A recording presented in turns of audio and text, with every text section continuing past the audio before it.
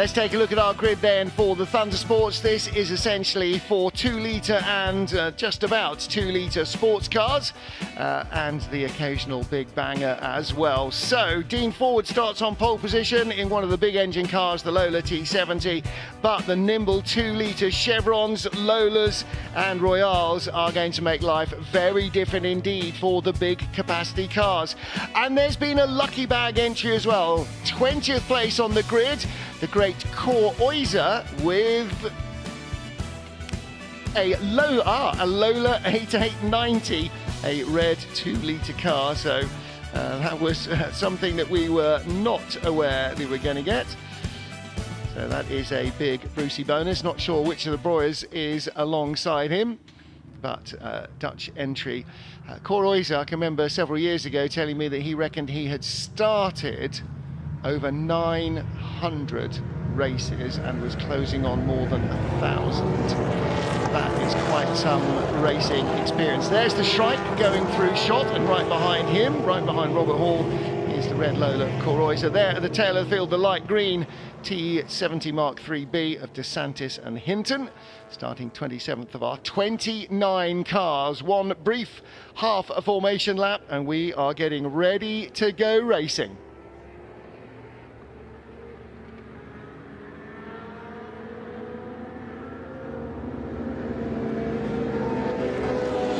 Leading the field to the flag as we get ready to go racing will be Dean Forward. He already had an epic race in a Lola T70 here in the Goliath McLaren. He is leading the field, and that really brings the thunder to the name Thundersports. Oh, and big trouble for 257. That's Richard Coleman and Ollie Roberts. Now that is Richard Coleman. Looped the car round into the gravel in qualifying and has had a similarly dramatic start to their race. So they're in the Sports 2000 category. There's a definite different category for Sports 2000 cars here.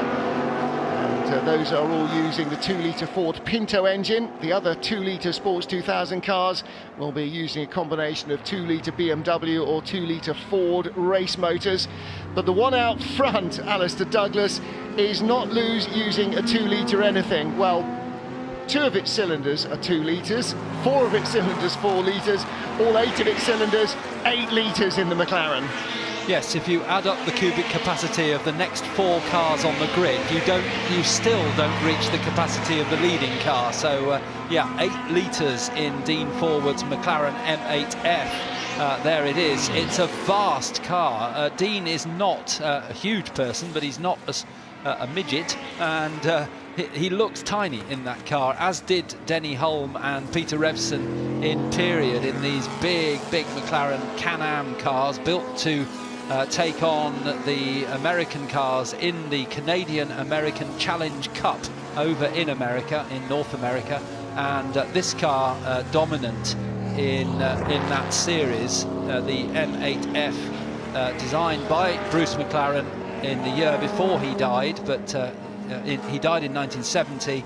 This car launched in 1971, but already the designs were down, and Revson won the championship from Hulme in 2nd place in a car very similar to this. Well, just look at this thing. This is like a turbo-era Formula 1 car. When you've got gargantuan power, you can drag enormous wings through the air. It has got an enormous wing. The whole of the width of the car is one enormous wing. It's got an 8-litre Chevrolet big block motor. Those enormous hill-borne injector stacks drag the air from the atmosphere through the engine at a ferocious rate. And watch it when he comes off the throttle at the end of the straight, particularly from behind. Metre-long sheets of flame stabbing out from the exhaust. There is nothing about this car that is not 100% intimidating. It's an absolute monster. And here on the Silverstone Grand Prix circuit, it actually looks relatively small.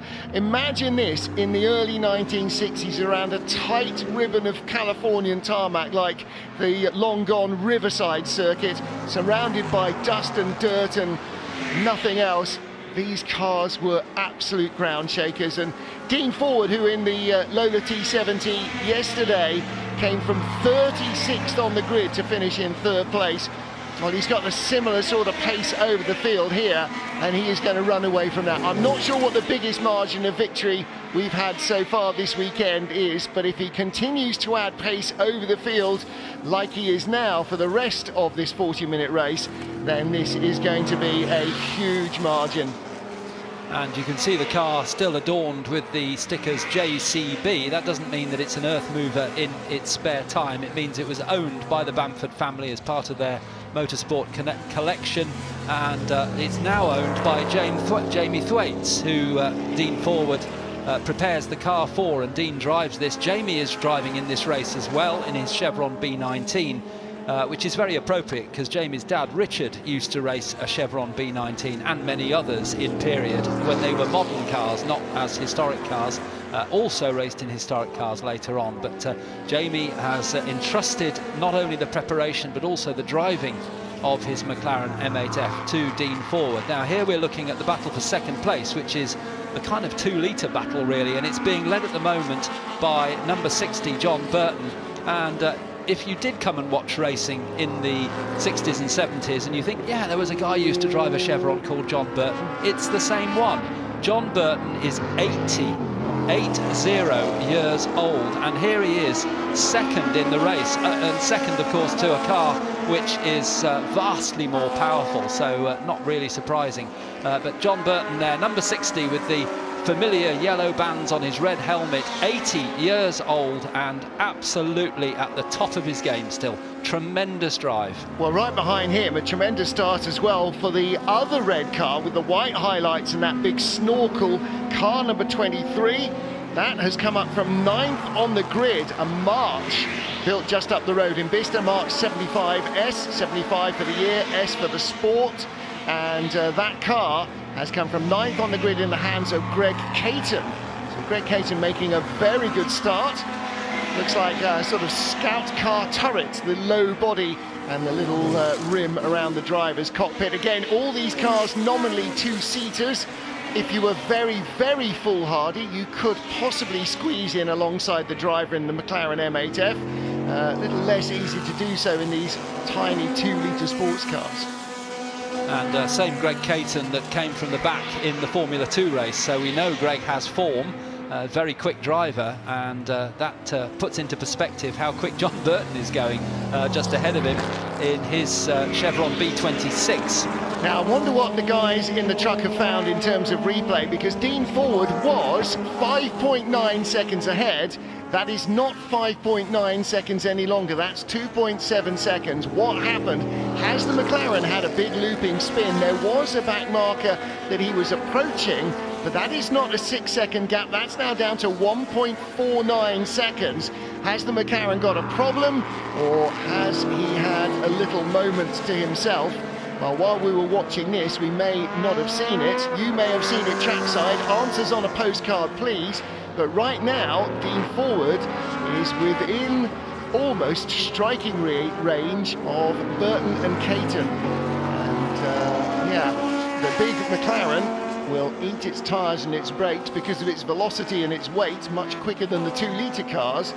But is Dean Forward going to be able to extend his advantage? Looks now as though he is starting to pull away again, but that gap came down dramatically.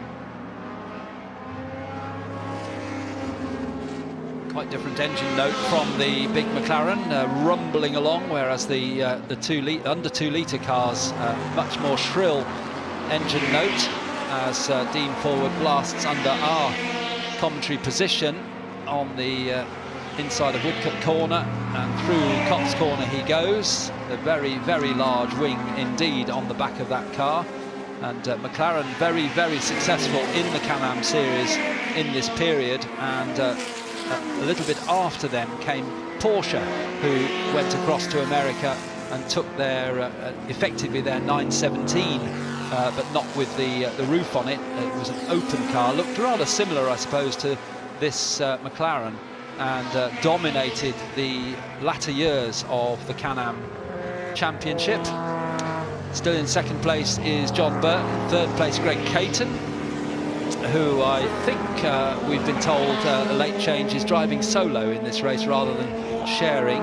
Yeah, I think so. He was due to be sharing a car, may well be on his own. Now, just ahead of the leaders, before the huge yellowy-orange Can-Am McLaren comes in, there, right in front. I'm going to whinge on in a little while when we see our Group C car demonstration about no Group C2 cars. That's a Group C2 car. That's an ALD Group C2 car from 1989 rather. That's a C289 ALD. And that is in the hands of Frank Lyons. Now, in the early era of Thundersports, some 25 or 30 years ago, you did get the Can-Am McLarens, you got super saloons as well, you got everything, and Group C2 cars and Group C cars were part of that as well, but the ALD hasn't got the sort of pace, so it is a Group C2 car being driven by Frank Lyons, and there is a problem with the McLaren. That was not a driver error, obviously, that cost Dean Forward that time earlier on. He clearly has got an issue. Now, the car got back up to speed and it slowed down dramatically again, so there's one of three things essentially. It's either he's got an intermittent electrical fault, he's got a gear selector issue, or it's fueling, and fueling tends not to come and go. It either goes and stays gone or doesn't go, so it's fluffing a bit as it comes past us here, but it is off cam, and he has his hand out of the cockpit. I think he is cruising very slowly to try and get back to the pits. That little puff of dust you saw, that was from an earlier incident. There's some quick dry down, which is way off the racing line that he's just run through. That, I'm afraid, is the end of any chance of Dean Forward, it would seem, being victorious in this race, unless he can get it back to the pit lane. I mean, if it's a fixable thing, like reattaching a lead to a coil or something, I mean, I don't think it can be that simple, but is there a chance he might get back out? And in which case, could he do something entertaining? And he's just been passed there going into Beckett's by the car's owner, Jamie Thwaites, who went past, who's having a great battle with another of the 2-litre chevrons, both in the Team Gunston colours, but perhaps as he flashed past Dean Forward, he might have thought for a moment, oh dear, what's wrong with my car? But Dean coming down the hanger straight, not far to go to the pit lane now, no. But could be something simple. You're absolutely right, Martin, and certainly Dean would know what to do because he's the guy that looks after this car, but it's not looking good as we go back to the lead battle, and still octogenarian John Burton leads the race overall now, of course, in this great battle with Greg Caton. Well, we were marvelling earlier on this morning how cars that are 80 years old are still being raced hard. Hang on a minute, that's a body that's 80 years old still being raced hard. It's the car that is young and the driver that is older in this case. I mean, he's doing a absolutely fantastic job for a man a quarter of his age to be leading this race in these cars will be fantastic. For a man half his age will be entirely as fantastic. For a man to be at the vintage he is, but of course he knows this car better than any road car he's ever known because he's been racing it for so long. So this is just an extension of it, not even of his body, of his mind now. Absolutely it is, yes, and John Burton was part of that great travelling circus, the European 2-litre Sports Car Championship, which threw up such great races for these 2-litre sports cars, and John was right in the thick of that as part of the Worcestershire Racing Association. Still lives in Worcestershire, just up the road from me actually, and he still, as you can see, still a very, very good driver in racing cars as Dean Forward jumps out of the McLaren. Yeah, he was having a good look at the front of the engine bay there, the injector stacks, but I think possibly more down towards the big distributor at the front of that engine block. Well, looking there at car number 21, Robert Parker, his white 2-litre car, and it's a Nacella built in Italy, particularly successful in hill climbs as well as in 2-litre sports car racing. And look at that air intake on the top. That's a really distinctive look to the air intake. And if you look at the colours, you want to guess what engine that's got? I don't think it's an Alfa Romeo, I don't think it's a Ferrari, I don't think it's a Fiat. I think that's got a 2-litre BMW Formula 2 motor in it. You can see the big air intake at the top. And right beside it, of course, the modern accoutrement, the GoPro. Well, that car coming well up the order, started in 13th place, now up to 6th place, and he is chasing the De Silvas. So, yeah, he was 13th fastest in qualifying, did start in 12th place because the car that was quicker than him, the Lola T70 of Ross Hyatt, has not started the race. Coming up to lap the ALD, and behind him is his immediate rival. And that is the Claridge and Gomez car that has already raced in a different race this weekend with some success. And there is the De Silvas, Harindra and Tim De Silva. And I guess that Harindra, no, that is Tim De Silva, I think, who started it, isn't it? Yes. Yeah, it's Tim's helmet, which we got so used to watching in the last race. Yes. Yeah, victory in the last race by the narrowest of margins. From behind into the final corner to ahead out of the final corner in his Pescarolo. That would have been a great Thundersports car as well. Could easily have just wheeled it straight back out of, well, he might have needed to slosh some fuel in, but wheeled it straight back out to run again. But he's having a lot of fun in this pretty little two-seater car, the Mark III Tay-Deck. Yeah, the Tay-Deck built in Keighley in Yorkshire by Tommy Clapham.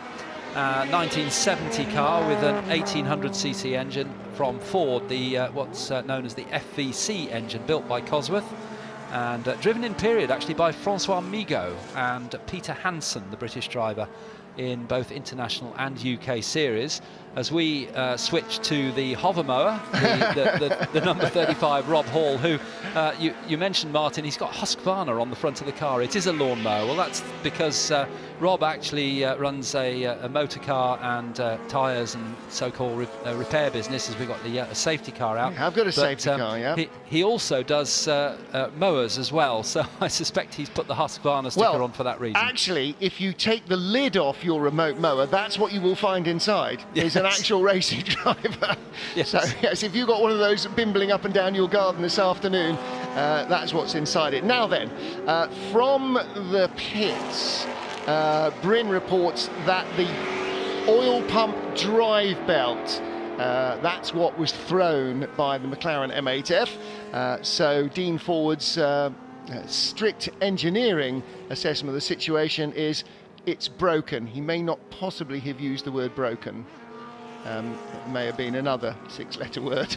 Yes, no, possibly. Dean probably was. Yeah, well, I think actually he may have, yeah, that might be the word that he used with the team, but certainly to Britain he said, no, it's broken. So driver change here for the Harindras, and again, we forgot to do this one because things were getting too entertaining. The rules for the pit stops are that. Yes, 15 to 25 minutes, so we're into the first opening of the pit stop window. It will close after 10 minutes, and very familiar story, 60 seconds stationary. No other confusion in this one, just 60 seconds. And we can see there the number 14, John Spears. He's another driver who's been out a lot this weekend. John Spears loves his historic racing. Now, we were told he was switching to Ollie Hancock. Which way round was it? No, Ollie Hancock actually late changed, not driving the car, so we're told. So John Spears, number 14, in the Ozella PA3. We've got 3 Ozellas here today, a 2, a 3 and a 5. As we look at the safety car bringing the cars round, we know not why, I think, Martin. We haven't seen anything, have we, to suggest why we need a safety car? So no, absolutely. And my friend Richard has, I've just seen him go past us, actually, so he hasn't binned the car in the gravel for a second time. So, now then. That is the entry to our pit lane. We can't see far enough round the buildings, but from the BRDC suite, I'm sure they could see that.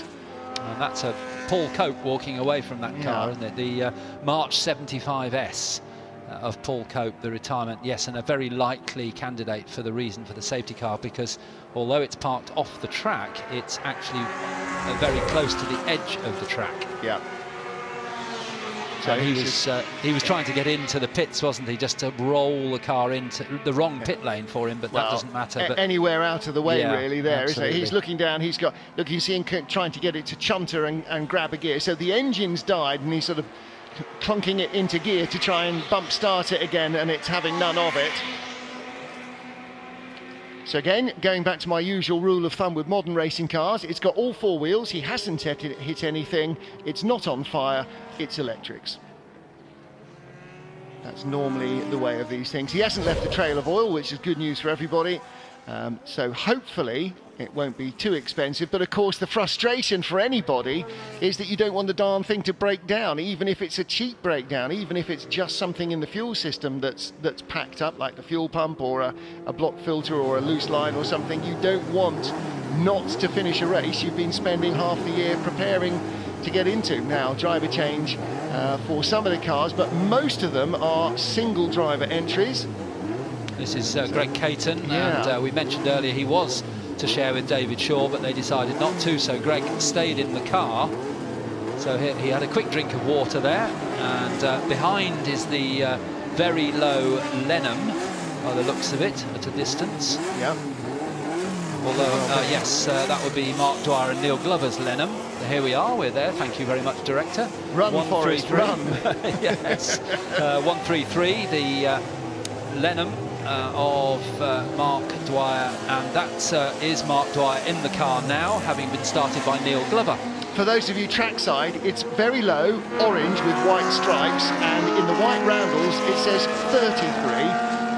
Really squint, you can just make out a gaffer tape 1 on the bodywork to make it 133, because there was already a 33 in the entry, the car Mark Fry, and there is the number 33 Lola. So yeah, there you go, we've gone from one to the other. And again, look, you can see how the sort of smoother organic lines are coming in from the more angular slab-sided cars of the late 1970s. And something we just caught on the camera there was, yes, under the safety car, so no overtaking, but John Burton came out of the pits behind the number 23 Greg Caton car there. Just another quick shot of it, there it is. So that's a net of pit stops, lead change, I would suggest, because in this phase now with safety car and pit stops, although most of them are complete now, we are starting to see the order of the cars for the last part of the race, and that's significant, because they should really have come out at exactly the same positions relative to each other, both doing 1 minute pit stops. But I guess, Martin, when you're 80 years old, yeah, you know, they pitted on the same lap? They did. So the in laps would have been at the same speed and the out laps at the same speed. There's what, half a second between them? Was probably half a second between them going in the opposite direction. So is it just that the team are being a little more cautious not to understay their welcome in the pit lane? Yeah, yeah. You know, and in the end, yes, you might lose the race by half a second if you are very cautious, but it's you're definitely going to lose if you short stop and you end up either having to serve a penalty or handed a post-race penalty. This is the order they came in then, with the car in front of John Burton. He came ahead, which we would expect, because he was leading on the, and right behind him, as you'd expect, Greg Caton. He doesn't want to lose any time, but their timed stop, there's no other explanation other than Burton stayed a little longer in the pit lane. Interestingly, right behind them now is the Claridge & Gomez car, the dark blue car with the red stripes, and that was in 5th place before the stops. They have all stopped behind the safety car, so that's a big gain for is it Gomez at the wheel now? I think it is. It will be, yes. It is the LMP2, sorry Martin, it is the C2 ALD that leads the field in a glorious livery that takes me right back to Le Mans in the 1980s. Now that car is not our race leader, it is definitely not the race leader, it just is the car that's been picked up by the field. So look further back, about 6 or 7 cars back, the red car with the high snorkel and Lister on the nose, That is the car of Greg Caton, number 23. He is our race leader. Then we've got the original race leader, John Burton, car number 60. And then in third place, we have got James Clarice Gonzalo Gomez, B23, car 119. That's the dark blue car with the sort of red tops to the wings, little pointy arrow red tops to the wings. So.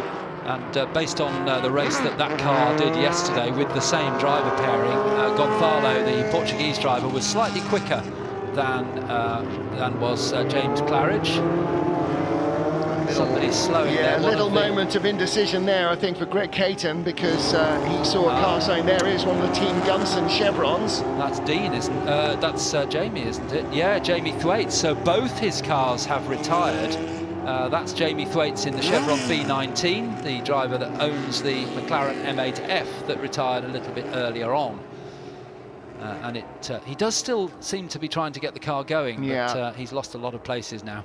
I'm afraid often in a racing car, looking down in the cockpit for answers is in hope rather than anticipation of actually finding anything. And unfortunately with him grinding to a halt, again, he is a long way, a bit of a long push. If they push him to the right of, as the driver sees it, where the marshal's just come from, there is an easy in. That's what was once the, oh, hello. Yeah, can you just bump start me? Cheers, Governor. As easy as that, really? That's very strange. Again, you know, as you know, Alistair, I have experience with elderly ratbag cars, and when mine stop, they don't tend to start again in a hurry. That one, maybe he did find something. I don't think it was a Control-Alt-Delete, but he certainly found something that was fixable. Maybe it popped a fuse or something, bizarrely, but just needed one marshal to push start it, and away he went. In the pit lane, number 22. This is the Gwyn Pollard, Robert Cartwright entered Royale RP6/17. Is that 1617 or 617? My writing. It's 617, yeah, I think. That's quite an update, isn't it, from an RP6 to an RP17. Mind you, there may have been various other sort of 2-litre Formula cars, 1600 Formula cars and whatever, taking up type numbers in between. Or it could be chassis number 17 of an RP6, which is another way of looking at it. But yes. yeah, and that one was actually third on the grid. So one of our front runners, I'm afraid. Well, he wasn't really actually a front runner from the start. He certainly got bundled away at the start. Well, there's the Team Gunston Chevron back up to speed again. He's sort of rejoined the safety car queue. And I suppose one of the advantages of stopping behind the safety car is you don't lose an awful lot. Or was that the other Team Gunston car? Are both of them in this race? Yes, they are. Yeah, so that would have been the other one then. They were also running together as well as the safety car comes in. Back to green flag racing then, with 14 minutes of the Thundersports encounter to go, and suddenly first, second and third are all together. 23, the leader. Right behind is John Burton, 80, putting the pressure on Greg Caton, but putting the pressure on the red car with the yellow headlight covers as well is the blue machine of Gonzalo Gomez. So we went back to green flag racing very quickly. There are a couple of lapped cars in front of them, including the Group C2 ALD. There's a safety car pulled in, a good restart by Greg Caton. They've got an Acela and the Group C2 ALD, car number 177 in front of them. They will catch them, because those cars are not as quick, but here comes John Burton, Big Sen down the inside.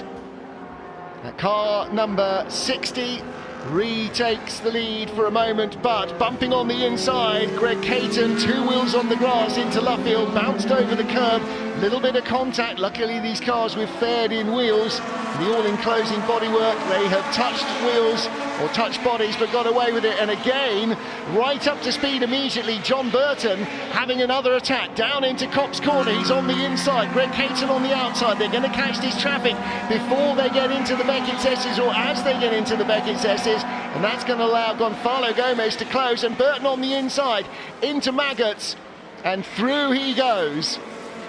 Wow, he really knows how to get the best out of this car, doesn't he? Restarted with alacrity. He was all over the back of the race leader after the pit stops, Greg Caton, and has got by immediately. Now he's got to deal with the traffic. He'll pick up a good slipstream from the C2 car, but look at it stretch its legs down the straight as it gets into top gear. That top gear runs a long way. It was made for Le Mans. So now he's got to find a way through, and that might bottle him up. Alistair, what a great restart from the top three drivers.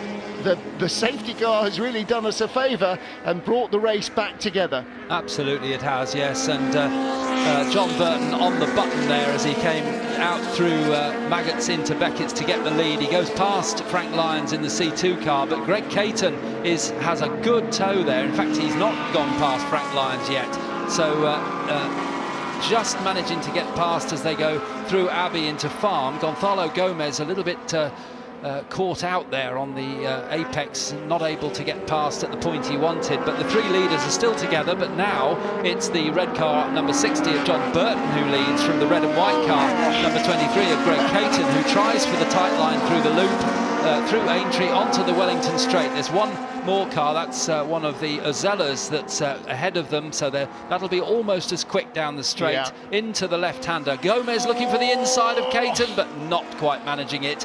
Greg Caton cuts across to take the line into Luffield now. John Burton will be really focusing ahead, thinking, how can I just break the gap, open the gap up on Greg Caton so that I can relax a little bit, but no chance. Greg Caton's right in his wheel tracks as they go through Woodcote Corner, down the old pit straight towards Cops Corner, and that Ozella still ahead of them. It's quick, but they're catching very slowly, so John Burton still ahead of Greg Caton as they go out of Cops Corner, up the hill towards Maggots. This is where Burton took the lead last time around.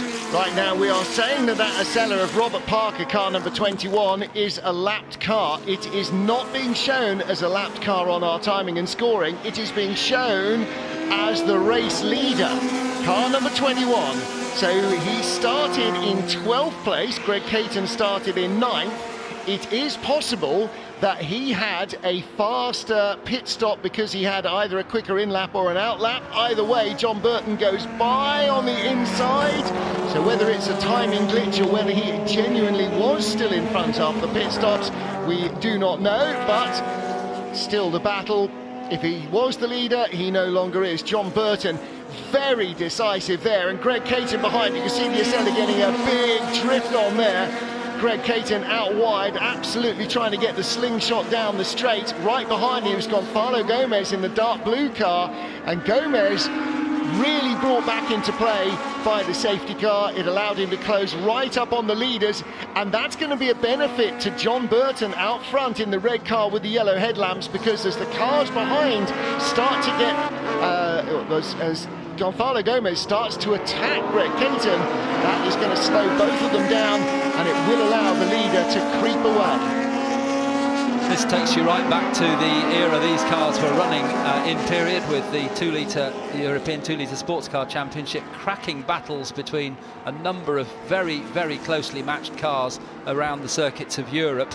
And great to see, and John Burton has managed to make a little break, but that's down to the difficulty, I think, that Greg Caton and Gonzalo Gomez had in getting past Robert Parker, who could well have been in the lead. I'd not looked at the timing screen and missed that one, so fair play to Robert Parker. I think he got the rub of the green in the safety car there, and so was able to come out, but he's now been passed, and it's Burton from Caton, from Gomez, from Parker, 1, 2, 3, 4, as they come down into the left-hander at Maggots. Now they start to think about the Beckett sweeps. There they go, right and left, just tipping the curbs there. Not too much curb, but just enough to get the line through and out onto the hanger straight once again. And then this great long shot of John Burton with the familiar yellow headlights, if you like to call them that, at the front of the car. Yeah, John Burton trying to creep away, but Greg Caton has broken free from Gonzalo Gomez in the blue car in 3rd place. So number 23, Greg Caton, now free to try and run down the race leader. Gonzalo Gomez in 3rd spot, and it does look as though Richard Parker is still in 4th position. Safety car is back out though, so somebody else has stopped somewhere, and it's the Shrike. A shriek of dismay for the Shrike. We've got 7 minutes to go, and unless that can be moved in a hurry, has that lost a wheel? That doesn't look entirely level at the back. It might just be a trick of the light. It's very difficult to tell with that car, isn't Yes, it? Because you can't even tell it's got wheels. Exactly. Yeah, it does look like a hovercraft stroke hover mower. Yeah, well, it's been abandoned anyway, abandoned ship for the strike driver, and the safety car picks up our race leaders. We didn't see the car going off, but race control definitely did. And so the safety car scrambled very quickly.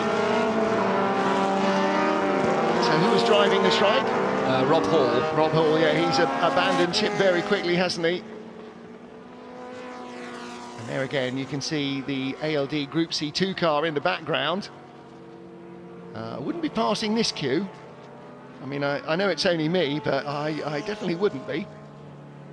It's Frank Lyons. Where was he? He's actually got himself up onto the fringes of the top 20. So always good to see. That's Michael Lyons' father, Frank Lyons. Yeah, always good to see some variety in our racing, and the only Group C2 car here.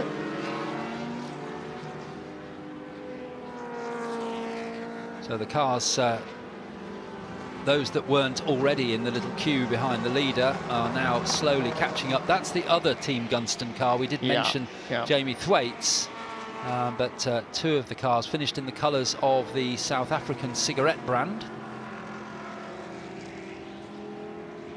Now, that ALD, the dark blue closed Group C2 car, when it finishes the race, if they just take 2 minutes to slosh a bit of fuel in it, could go out in the very next session, which is a demonstration celebrating 40 years of Group C. I was bemoaning the fact yesterday we've got lots of Porsches and Jaguars and Mercedes and all sorts of other things. What we don't have is a single Group C2 car. In fact, I bent Ray Mallock's ear about that. I said, come on, where are all the cars you guys built? Because they built the Acuria Cos C2 cars, or the Ecos C2 cars, the Data Post car, the BL Rover cars. They were all powered by Rover V6 engines, which was the same as in the MG Metro 6R4. So they were all constructed by RML. They don't own any anymore, but a number of them have been rebuilt. But I haven't seen a Group C2 car raced in person, well, pretty much almost since period. Some of them were you know, really low volume production cars like ALD and URD and so on, and Gephardt. But there are Tigers and Spices. There must be lockups full of these cars. Look at that. I mean, just look at that car, still with all the period livery. I don't know who ran that car in period. Did have a quick look at the notes on it, but we didn't have any notes here. But that is, you know, looks to all the world as though it's just rolling around the formation lap at Le Mans back in the mid-80s. Well, it was driven in period by Francois Migaud. And our researcher Cameron here has just passed me a note to say, interesting link between the TADEC and the ALD, because Francois Migaud drove both of them. He drove the TADEC in 70-71 and he drove the ALD in 89-90. Big link there with those two cars. But the ALD designed by Louis Descartes, but to be fair to it, it wasn't that successful. No. So it wasn't didn't really trouble the leading cars in Group C2. Running a Ford DFL engine.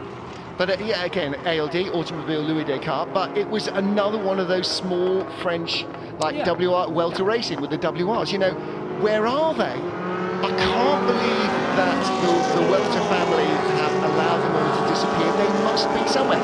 Maybe they're racing in, you know, places like the Montlhéry or somewhere, but I don't even really recall very many in the Le Mans Classic. I don't know how many, were there any this year? Yes, there were a few, and there were some at Donington earlier this year as well. We had a Group C race. It wasn't a demonstration, it was a proper race, two races actually, one each day.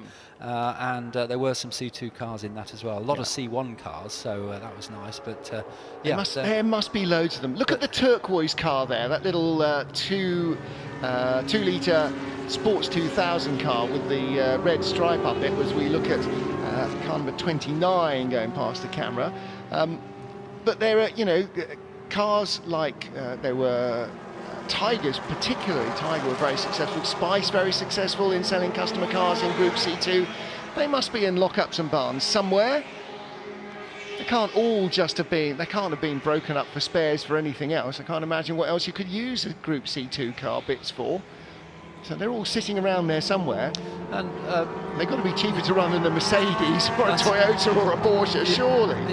We've been working together too long, Martin, because I was just thinking, if you were a privateer wanting to run a Group C car, you'd perhaps choose a C2. They're not that much slower than the C1s, and probably half the cost, perhaps, to run. Right, business idea. We'll corner the market by digging them out and buying as many as we can. You've got the money, right? Yeah. All right, we'll take your card. Well, I actually found out how to make a fortune quite a few years ago now. You start with a big fortune. Yes. You buy a few racing cars and go racing, and then you end up with a very small fortune. How do you become a millionaire in racing? Start as a billionaire. There you go. That's the way that works. Exactly right. We're hoping that the safety car lights go out here on the Hangar Straight. That's where they would normally go out, because Rob Hall's car was on the strap being lifted off the track. And we've only got a minute and a bit, so if we go green now, we will get a racing lap. If we don't go green now, we will not get a racing lap. No, I'm afraid, unless they turn the lights out quite late. They wouldn't normally do them this late. No, I'm afraid. Safety car stays out, finish. I'm afraid. Yeah.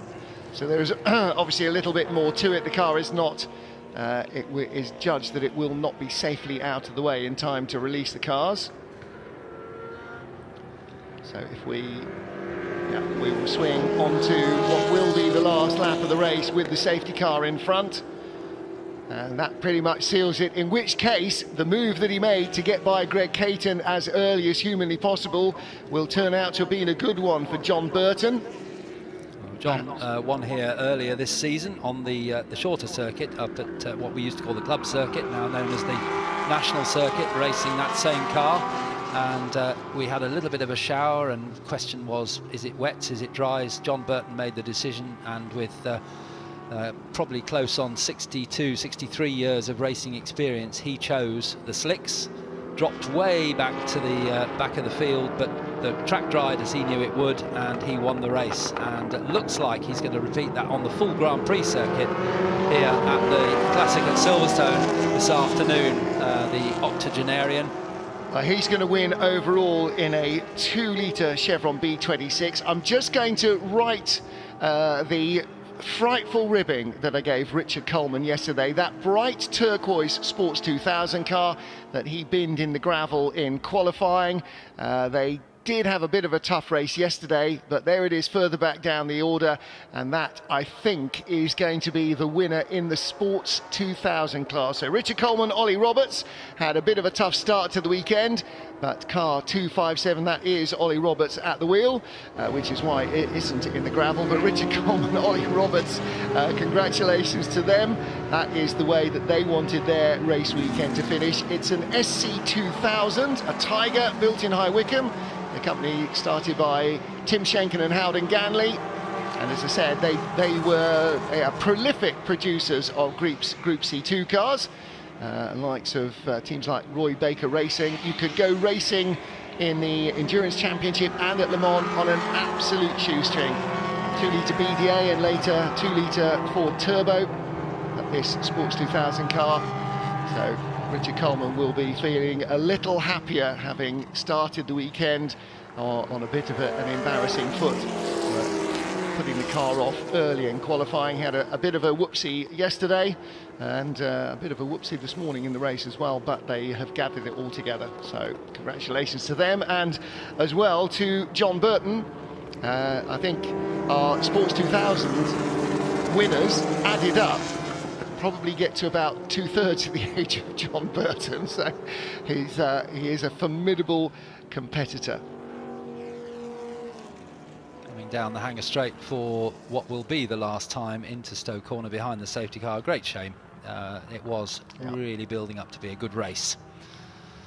Well, it was a good race, and it was building up to be a good finish, put it that way. It was definitely already a good race, wasn't it? Yeah, I don't think Burton would have had it all his own way, would he? You know, with about another 10 minutes to go, I'm pretty sure that Greg Caton would have had 2 or 3 stabs per lap in the maybe half dozen laps that would have remained.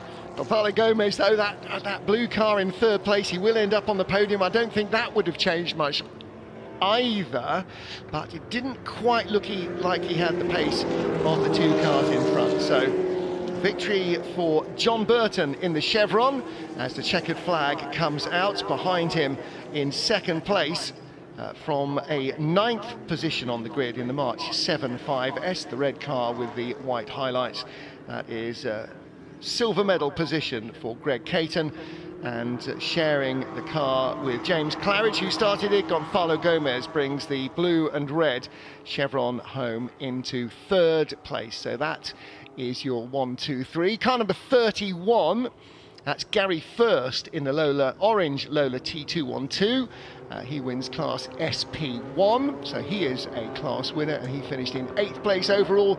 Richard Coleman and Ollie Roberts winning the Sports 2000 class in 11th place overall. So it's a really strong result for a Sports 2000 car.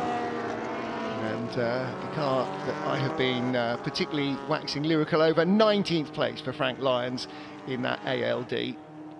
And that is a Group C2 Le Mans car that basically looks like it's been preserved in aspic for the last near 40 years. Great to see it here in this field. The disappointment, I'm sure, for Dean Forward. That's the McLaren through a belt and left him with a big problem, either stop or blow the engine. I don't think that was ever really much of a question, was it? But for John Burton, an impressive run. Looked very quick right from the off, and it was only the enormous grunt of the McLaren that relegated him to second place early on. The McLaren, by the way, qualified in the 2-minute 1.3, John Burton the 2-minute 4.0, so it was always going to be chasing the big banger car early in the race and hoping that it ran out of tyres and or brakes and or talent and or luck over the 40 minutes, but that wasn't to be. It ran out of luck earlier on, and so John Burton, who just lost the lead fractionally to Greg Caton during the mandatory pit stop, the team perhaps being just a fraction more cautious on their 60-second timing, came back out and immediately attacked to get back into the lead of the race, and not before time, as the safety car then came out to bring an end to the action. So there you go. That is our Thundersports race done and dusted. Race 18 of a 20-race card here at the Classic at Silverstone. John Burton victorious, 80 years young and as quick as anybody in the field. Greg Caton taking second from 9th on the grid. Claridge and Gomez ending up on the podium in 3rd, with Robert Parker's Zella 4th ahead of the loader of Mark Richardson and the chevron of James Shriver. The second of the Acellas, the Spears and Hancock car, finishing 7th, and a 3rd Acella in the top 10. A rare amount of success for our Italian visitors, not the drivers, the cars. Sports 2000 victory just outside the top 10 for Richard Coleman and Ollie Roberts in their Tiger SC80 Sports 2000 car, and it was a relatively close battle as well, just a couple of moments ahead of the Besleys and Mike Fry, who were 2nd and 3rd in the Sports 2000 category, and Frank Lyons representing Group C2 with the ALD. Did we see Koreuser, and not sure which Breyer it was, but that's a late entry for the legendary Dutch driver, finishing in 2nd place. The Tadek, unfortunately, letting the De Silvas down again for the 2nd time this weekend. Well, a highly entertaining start to the race for our eventual Sports 2000 winners. Richard Coleman making contact on lap 1 and spinning as the McLaren led until an oil pump drive failed, and that reduced the forward motion of Dean Forward to 0. The recovering Richard Coleman and Ollie Roberts Sports 2000 car battling with T70 Lolas. As the big McLaren retired, it left the field open for the 2-litre cars of John Burton and Greg Caton to do battle. Post pit stops, the 21 Acela was out front of Robert Parker, but he was quickly caught and passed as racing resumed after a safety car. Greg Caton getting past John Burton, Burton repassing him, and not before time, as the final nearly 10 minutes of the race were lost behind a safety car, under which the race finished with John Burton victorious at 80 years of age.